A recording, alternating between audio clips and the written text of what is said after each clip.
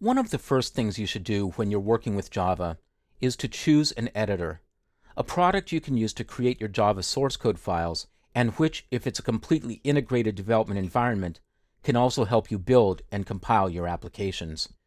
The truth is, Java source code files are just text files, so you can really use any text editor you're comfortable with. If you know how to use older developer editors such as VI or Emacs, or if you're a Windows developer and you love Notepad, those will do fine. But there are many integrated development environments, or IDEs, available for Java developers. One of the first questions you should ask is, which operating system do you want to develop on? Java applications are designed to be write once, run anywhere. So once the application is built, you should be able to deploy it on multiple operating systems. But you as a developer probably have your favorite operating system that you like to work on. So perhaps you're looking for an editor that's specifically designed for Mac OS X. Or maybe you're a Windows developer and you have no plans ever to work on Mac or Linux. But you will find in the world of Java that many of the best development products out there are cross-platform and work on all operating systems, including Windows, Mac, Linux, and other variants of Unix. Another question you should ask is, am I willing to pay a license fee? Many of the best development environments are completely free, including Eclipse and NetBeans. But when you start looking at some of the paid options, you might find advanced features that are worthwhile, especially if you're going to be working in a team development environment where you're building very large-scale applications. I think that if you're a new Java developer, you'll find that one of the free IDEs does everything you need when you're getting started. And later on, when you start building very large-scale applications, it's worth checking out some of the paid options. Here are some of the options that are available exclusively on Mac OS X. The first one might be a bit surprising. It's Xcode. We know Xcode as the primary development environment for building Mac and iOS applications. Xcode is completely free and available from the Mac App Store, and it does have rudimentary Java support. It's best for small-scale projects, though. It doesn't have a lot of the capabilities that development environments that are designed for Java have. And also, because Apple has been pulling back from support for Java over the last couple of years, for example, the latest version of Mac OS X, Lion, is delivered without a Java runtime environment already installed, we don't know how much support there will be for Java in the future. But if you're already comfortable with Xcode and know how to navigate around it, it's worth checking out. Other options that are unique to Mac OS X are two products that are related called BBEdit and Text Wrangler. These products are both from the same company, and they support syntax coloring, function scanning, and other tasks that are common to programmers' editors. Neither of these tools is a specialist IDE for Java.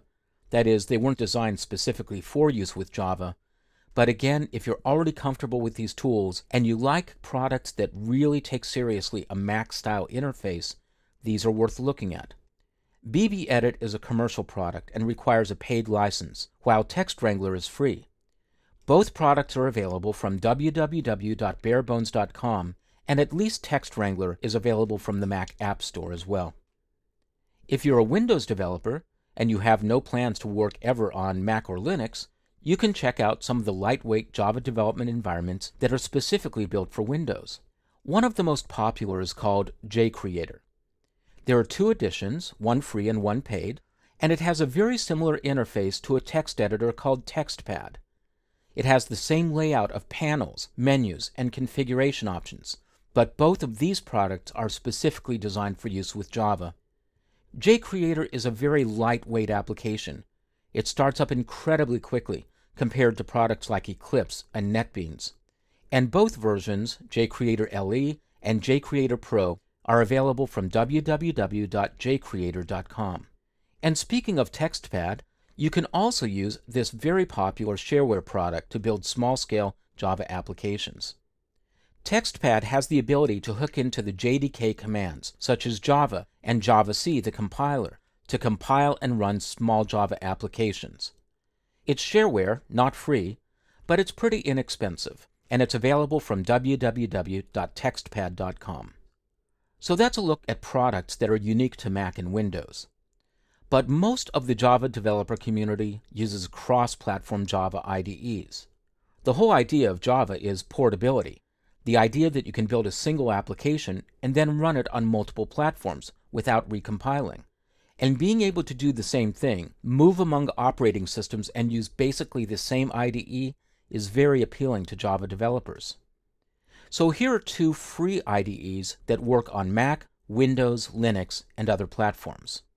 NetBeans was originally created by Sun Microsystems and is now owned and offered by Oracle. In addition to Java, NetBeans has editions that support C, C++, and PHP. Some distributions of NetBeans have an included Java Enterprise Edition server, so if your goal is to build Java-based web applications, NetBeans gives you the ability to get everything you need in a single download and installation.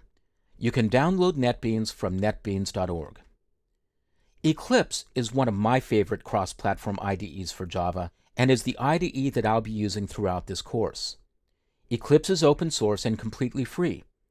It was originally built as a Java development environment by IBM before IBM gave it to the Eclipse Foundation, but now Eclipse is also used for many languages and development environments.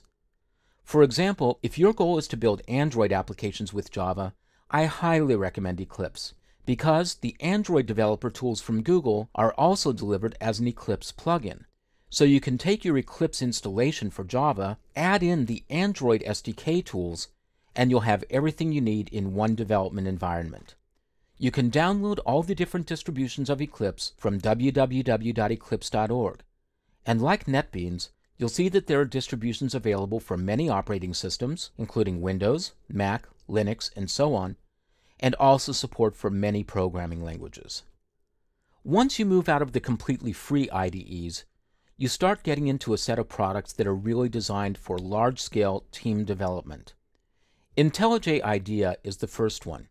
There's a free version known as Community and a paid edition known as Ultimate of IntelliJ IDEA. IntelliJ IDEA has its own support for Android development, and again it's cross-platform like Eclipse and NetBeans, so you can install it for Windows, Mac, or Linux. And you can take a look at it at www.jetbrains.com/idea. And finally, there's JBuilder.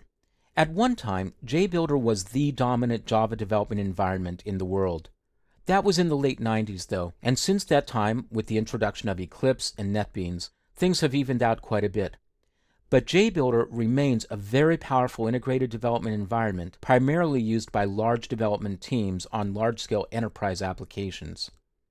JBuilder was originally created by Borland, and again it was designed for enterprise-level development.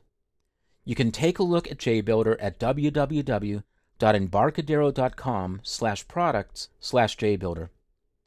This survey of IDEs for Java gives you a sense of the amount of variety that's out there, and there are many programmers editors that I haven't mentioned that could work fine for Java development. I encourage you to look at these options and other options you might find on the web and choose the development environment that's best for you. As you work through this course, I'll encourage you, though, to use Eclipse, the same IDE that I'll be demonstrating the code with, because it will let you follow along and do the exercises using the same look and feel as you see on the screen. Once you get into building your own applications, though, choose any of these IDEs for your own Java development.